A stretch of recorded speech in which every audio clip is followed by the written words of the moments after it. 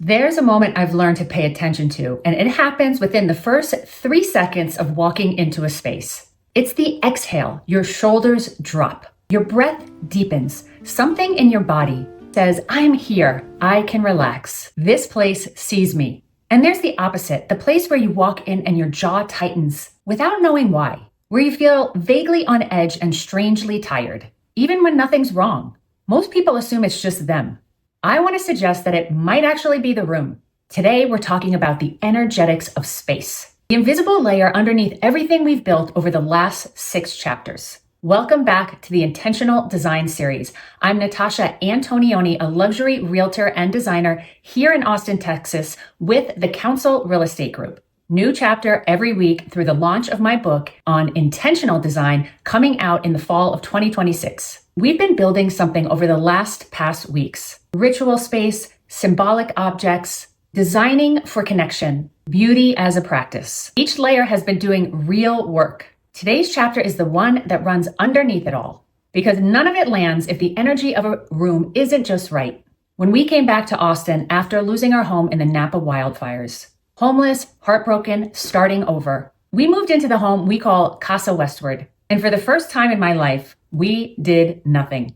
No rushing to fill rooms, no vision or design boards, no instant decor decisions. My husband's a designer also, so we're really good at making homes pretty quickly. Instead, we just lived in it. We watched. We noticed where the morning light came through. We saw which corner of the kitchen people gravitated towards. Not the most beautiful spot, but the one with the perfect blend of that morning light, a view of the backyard, and enough space to gather without feeling crowded. We watched where conversations deepened during casual visits and where they went flat, where we paused naturally and where we moved quickly through the space. I started calling these life patterns, and they told us everything about how to design that home. Here's what I've learned after years of being a realtor and a designer. Most people design against the energy of their space. They impose a vision instead of listening first. I know we did. And the most powerful thing you can do, especially in a home you've lived in for a while, is stop, watch, and ask. What is this space already trying to tell me?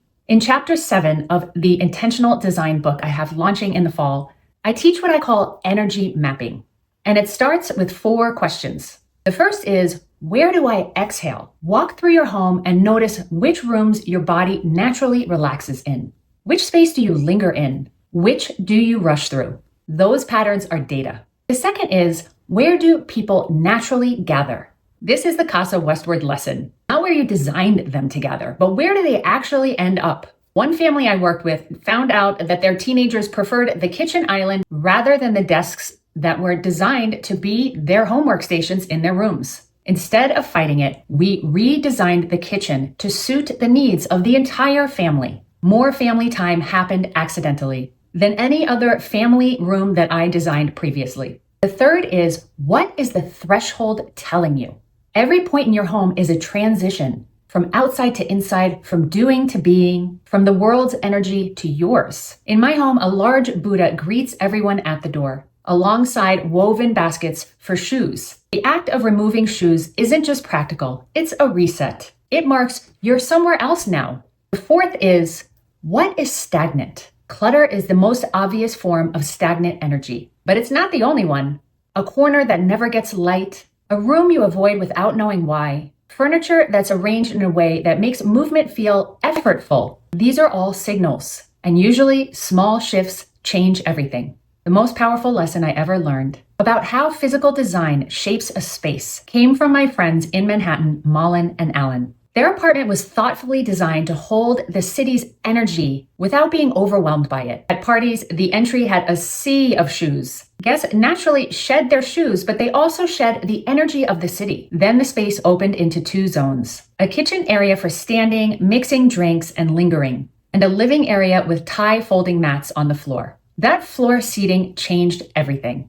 Unlike typical Manhattan parties where people cluster in groups around a space, everyone sat on the floor. It was the only party I had ever been to where everyone was sitting down. And it created a vibe. It created connection. It created ease of moving around the space and like a natural comfort. Conversations were hushed. People leaned in. Shoulders touched. The room slowed everyone down physically. and something in the energy just opened everyone up. They didn't do that by accident.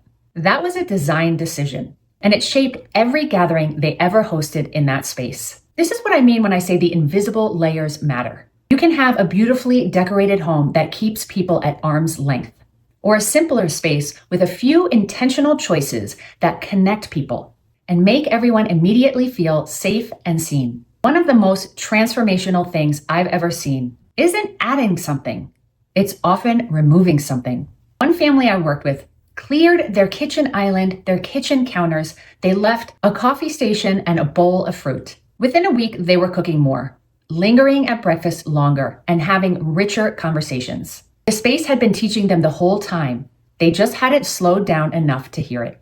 Your homework is simple this week. Do the exhale walk. Go through your home and room by room, notice where your body relaxes and where your body tightens. Don't fix anything yet. Just notice it and write it down. The answers will tell you exactly where to start. We're building something here week by week, chapter by chapter. Rituals, symbols, connection, beauty, now energy. Every layer is making your home do more work for you, intentionally. Next week is chapter 8, designing for growth and change. What happens when you shift who you are, but your home hasn't caught up yet? How to create spaces that quietly grow with you instead of holding you back. New videos every week until the fall of 2026, where I will launch my book on intentional design. Subscribe so you don't miss a chapter. And tell me in the comments, which room in your home would fail the exhale test right now?